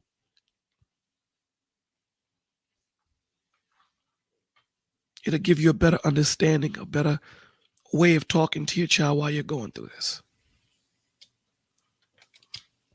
They need to be loved, held, and felt. Well, they need to feel safe. 4. We need to go back to a time when dinner times were dinner times with no phones. Where we talked about our days and we listened to others talk about theirs. Where screen time was everybody watching one screen at the same time. We need to put down our phones and sit uncomfortably together until we learn how to talk again. Finally, it takes a village to raise kids. That is true. We have to get back to conversing with each other. And by you conversing with your parent or conversing with your child, it builds a trust. It does. So regardless of whether your child thinks you understand, they trust you. So when you both come to that place where you say, you know what? I don't have the answer for this, but I know where we can get the answer. Your child will trust you enough to say, let's go, Mom. Let's go, Dad. Love, respect, fear.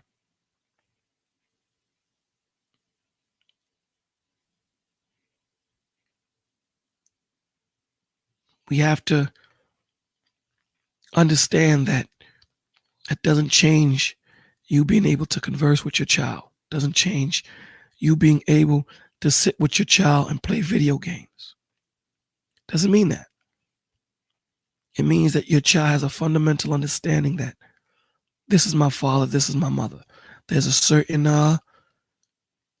line I am not going to cross. This line is way too blurred in our communities.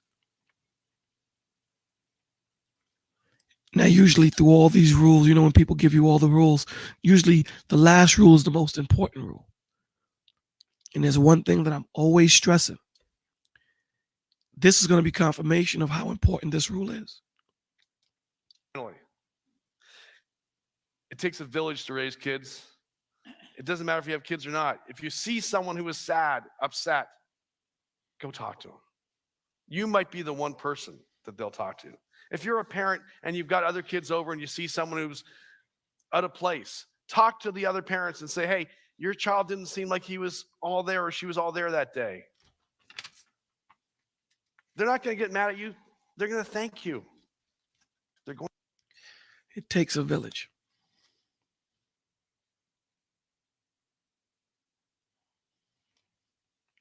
Exactly, Maisha.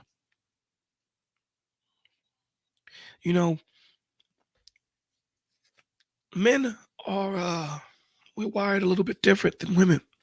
A lot different than women. We're handicapped to the point where we're told that you're not supposed to feel, you're not supposed to hurt, you're not supposed to cry. So to have those kind of conversations when you've been told not to feel this way is kind of hard to understand your child going through it, because we're wired to want to fix. Because that part of our mind that we should have been developing as far as hurting, learning to articulate how you feel, learning to articulate how you want to be loved, how you want to be touched, how you want to be talked to, was stripped in most situations. So a lot of times when your child comes to talk to you, Dad, I'm having this problem. We're quick in fix-it mode. And it's not easy to come out of fix-it mode. And I'm telling you as a man, it's not easy. I'm guilty of that. And I'm learning to come out of that.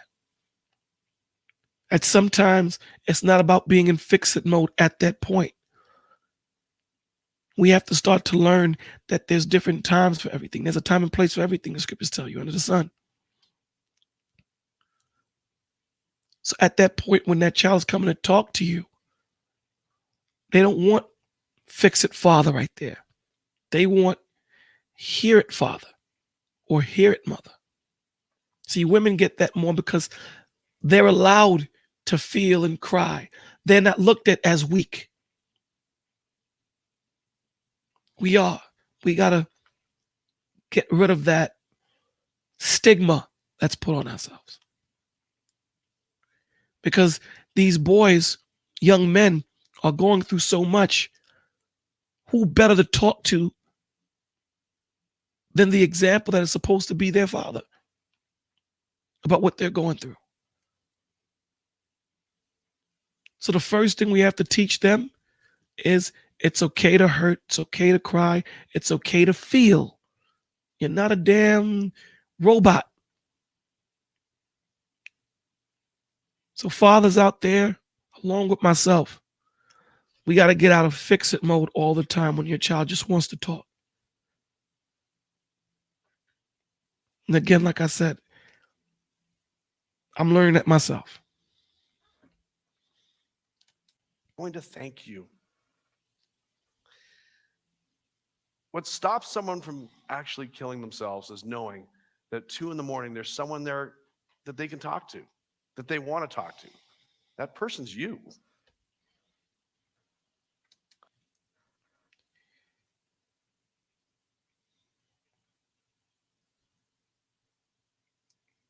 It starts with you as a parent. You are the first line of defense. You are that inner circle.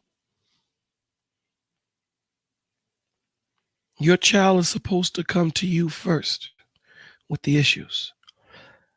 And unfortunately, if you're unable to help your child, you will hold your child by the hand and take them to get help. Don't leave your child with that handheld world. It's too much for them to comprehend at a young age when they themselves can't comprehend who they are. You are the first line of defense. We are the first line of defense.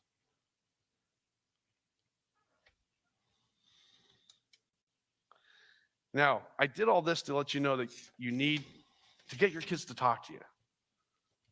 When they do talk to you, which I hope they do, and if they do tell you that they have been self-harming, that they've thought about suicide, that they have these thoughts, please take them seriously.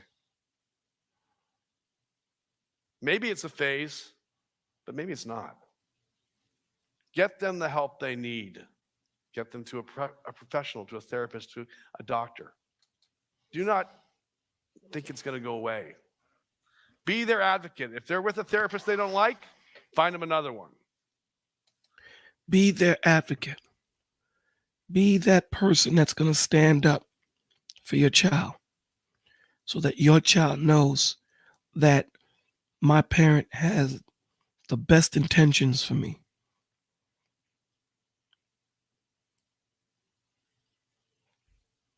Be strong for your child. Be weak for your child. Be understanding for your child.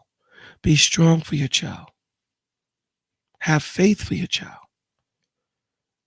You have to be all these things. And it's possible. It isn't impossible. And if you do fall short, hashtag it takes a village. That's where we kick in. You come to Bolo TV, where you have your family here, your online family, and we'll tell you the truth. It's going to hurt. But after we hurt you with the truth, we're going to love you with the truth. We're going to love you.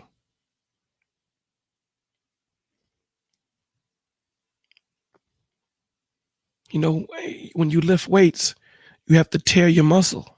It hurts. But when your muscle heals, it's stronger and bigger.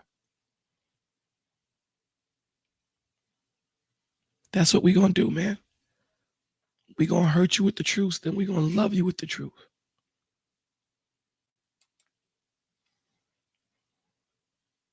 Because that's what we do here.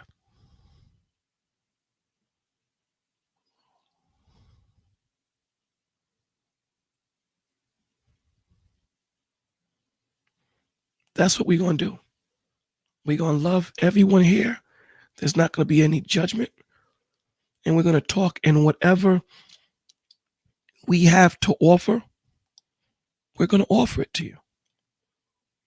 That's what Bolo TV is. We're a community where we bring our resources to each other. I've always wanted a place where it was safe. I figured, you know what? Let me create it. There are some other safe places out there. There are, and I've mentioned them.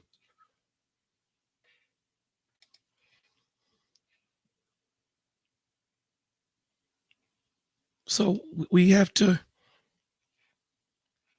start manning and womening up. We have no other choice.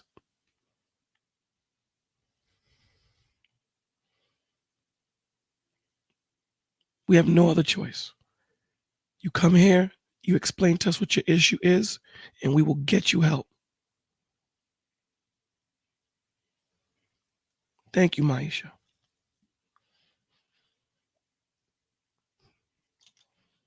This is supposed to be a village. So it's not about what I'm offering or what it's about what we're offering. So when someone comes into this chat and says, I need help, my child is this, my child is that, everybody in this chat, we go to our resources and find out how we can help each other. That's what we do here. That's what we do. So those kids out there that are going through what they're going through, you're not alone. We love you here, man. You need to own the mental health of your children. So what do you do now? Well, you can take a deep breath because I'm done. But you're going to go home. You're going to jump on your couch with your kids and your teenagers and teach them the hot lava game.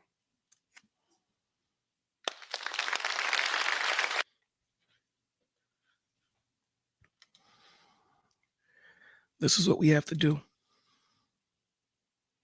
You know, we have to come together and be that change that we want. We love you here, Maisha. We love you here, Sha, Beverly, everybody in the chat, man. That's what we do here. We have to be that change. We have to understand that that change isn't something that's easy. If it was easy, we all be doing it. We all would be doing it.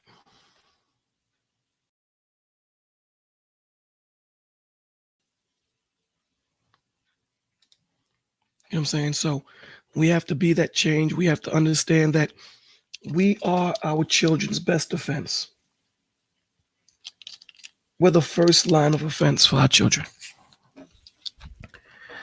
We are the first to have our children's best interests at hand because they are children. Love you too, Beverly. So you know how I do it. You know, we have to come together as a family, come together to get it together. And it's not easy. I'm learning just as much as you guys are learning. This is a learning experience. I'm growing with you as I go through this and I disseminate this information. You know, so again, for that child out there that thinks that life isn't important and that this world will be a better place without you, I'm letting you know it won't. I'm letting you know that it's not that serious, although it seems that serious. Although it may seem that you're the only person going through this in the world, I guarantee you're not. I'm telling you, I'm asking you, give Bolo TV a chance. Give your mom a chance. Give your father a chance. Give someone a chance that you can talk to before you decide to take your life. To those adults that are suffering with alcoholism, that are addicted to drugs, I am telling you that whatever issues that you are trying to drown will always be there. And when your high dissipates, you will also be back at that wall that you keep running into.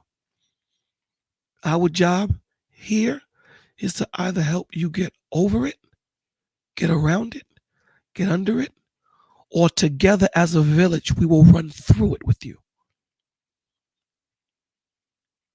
That 2-ton boulder that mother is carrying, you don't have to carry it by yourself. Let Bolo TV come and help you. Let that village, whether it's Bolo TV, your mom, your dad, your best friend, let us all get one hand on that boulder and ease that weight off of you. Let us help you with your child. Let us help you with what you think is an impossible feat. There is nothing impossible with Christ Jesus, man. I promise you that. Lord God, I thank you for allowing us to wake up. We are not worthy of your love or your grace or your mercy, but yet you give it. We ask you, Lord God, to please give us the strength to stand strong in time of weakness. We ask you, Lord, to please give those that beacon of light to see when there is nothing but darkness, to lead them out of that dark place that they're in. I ask you, Lord, please let that person that is seeking the internet to take their life or to do something to themselves, to harm themselves, let them come across Bolo TV. Please, Lord God. Let them know that there are people out there that do care, that they're not alone, that we are a village. I ask you, Lord, please, to give all those people out there the strength, the wherewithal to stand strong. Please let us become the change. Please put it in our spirits to be also that village, to help each other, to not do this by ourselves. So you know how we do it. We got to give all this information out. It's a lot, but we're going to run through it, right? So for those that are thinking about taking their life, we have the National Suicide Prevention Lifeline. Their number is 1-800-273-8255. Again, 1-800-273-8255. We also have the Substance Abuse and Mental Health Services Administration National Helpline. Their number is 1-800-662-4357. It's free, confidential, 24/7, 365 days a year treatment referral, and information service in English and Spanish for individuals and families, mental and or substance abuse disorders. That was a mouthful. Their number again is 1-800-662-4357. We also have the Big Brothers and Big Sisters of America.org. For those of you youngins that need that mentor, Big Brothers and Big Brothers of America.org. The National Drug Helpline, 1-844-289-0879. The drughelpline.org. They also have a website that 24/7 for drug and alcohol help. The National Drug Helpline, 1-844-289-0879. Then we have the National Association for Children of Alcoholics. The National Association for Children of Alcoholics, 1-888-554-2627. 1-888-554-2627. We also, I think, which is, well, before I go to that number, we have for military families that might need help because, and thank you for your service of maybe your mom or your dad lost their life in service. Tuesday's Children, they work specifically with military families. Tuesday's Children. And what I might think is the most important number is the National Parent Helpline. The National Parent Helpline.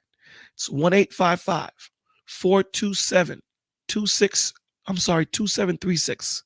Again, 1-855-427-2736. So let me run through those numbers again. I'm not going to read everything, but I'm going to run through it. The National Suicide Prevention Lifeline, 1-800-273-8255. Again, 1-800-273-8255. Substance Abuse and Mental Health Services Administration National Helpline, 1-800-662-4357. 1-800-662-4357. Big Brothers and Big Sisters of America.org. Tuesday's Children. The National Association for Children of Alcoholics, 1-800-554-2627. Again, National Association for Children of Alcoholics, 888-554-2627. National Drug Helpline, 844-289-0879. 844-289-0879. They have a website, drughelpline.org, 24 hours. The National Parent Helpline, 855-427-2736. The National Parent Helpline, 855-427-2736. All right, now that was a mouthful. So how do we end this, right?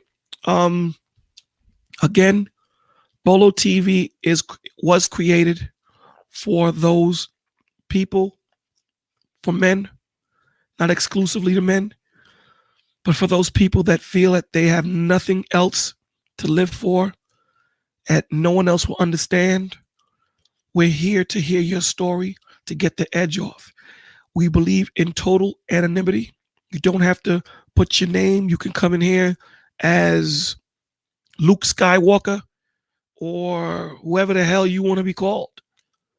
We won't judge you because we know sometimes when you put your face on and you put your real name, you can't be truthful with yourself, because this is what this is about. What Bolo TV is doing is holding a mirror up to us all, and we're saying no more. Be the change. Be the village. That's what we're doing. The truth will be heard here. I want to say I love you all. I'd like to thank you all for letting me be a part of your Sunday night. And say hello to your neighbor tomorrow. Say good morning, good afternoon, good night. Let's start building that village. Like, share, subscribe. Let's get more people here at Bolo TV. All right? Let's make this the village. Let's make this a safe place where children can come and speak, where children can come and get help. You know what I'm saying? So let's just do what we need to do as parents to make life just a little bit better, because we can. We can. We can do it. It's not impossible. It's going to be hard. I get that. But we could do it. I was going to read something about empowering parents. But, I've been running on for about 2 hours, and I'll save that for the next stream. But again, I get cheesy sometimes when it comes to the music. And I want you guys to understand that we are the village. We are the world. We can make this change. It's not hard. Hashtag no more. Hashtag be the change. Hashtag it takes a village. So, going with that mantra, it's going to be a corny song, but you know how we do it here at Bolo TV, man. It's about making it light. I love you all. And let's end it with this song.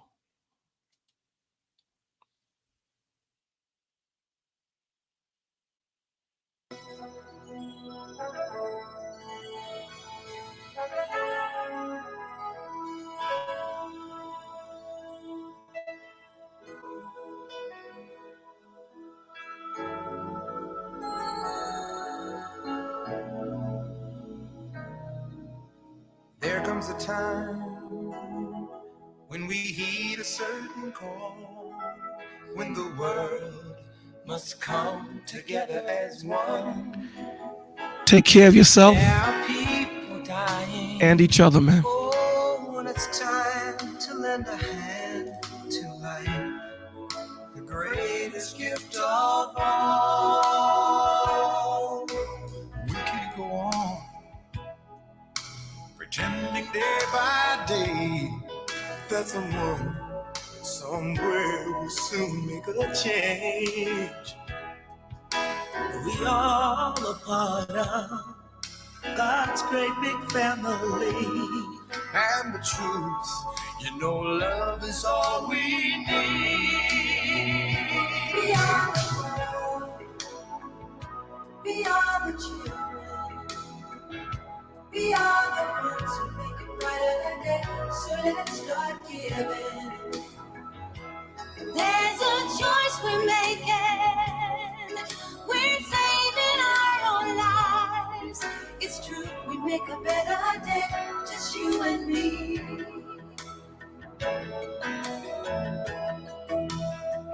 Well, send them your heart so they know that someone cares, and their lives will be stronger and free, as God has shown us by turning stone to bread. And so we all must lend a helping hand.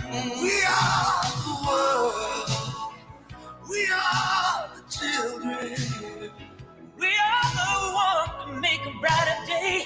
So let's start giving. Oh, there's a choice we're making. We're saving our lives. It's true, we make a better day, just you and me. We get down and out, and there seems no hope at all. But if you just believe, there's nowhere we can fall. Well, let's realize, that a change can only come when we stand together as one.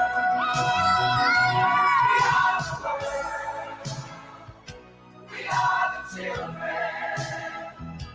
We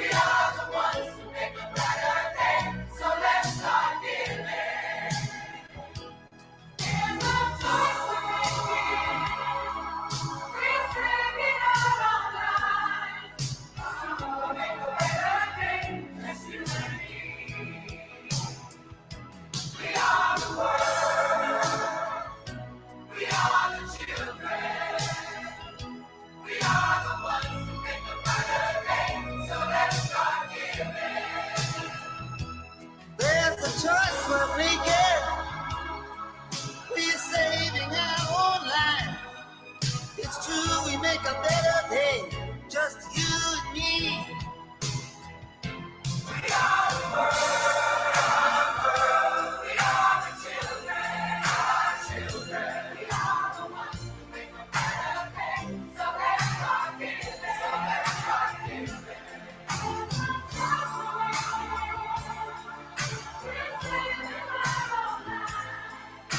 It's true we make a better day.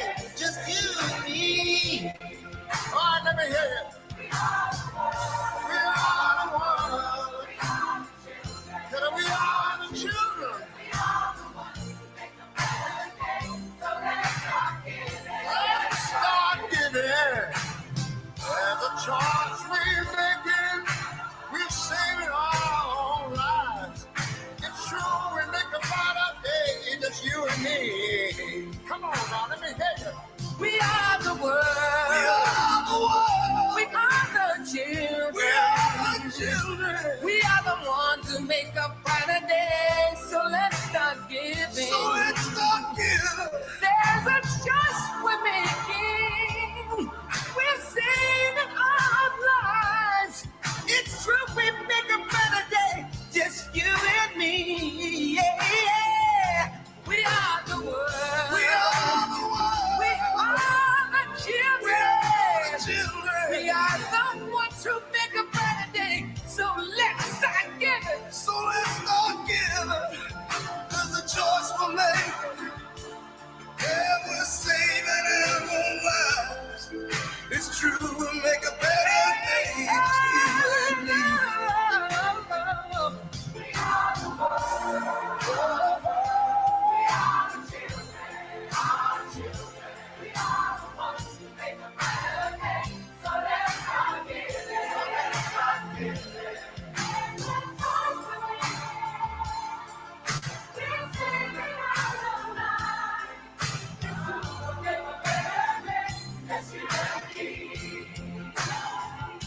We are the world. We are the world. We are the children. Yes, sir.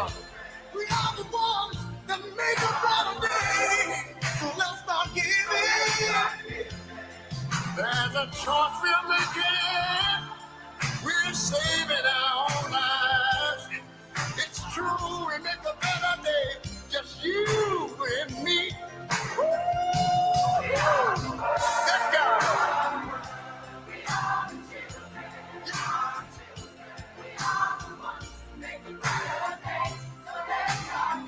All right, did you hear what I said? There's a choice we're making. We're saving our lives. It's true, we make a better day. Just you and me. All right, I'm gonna say it again.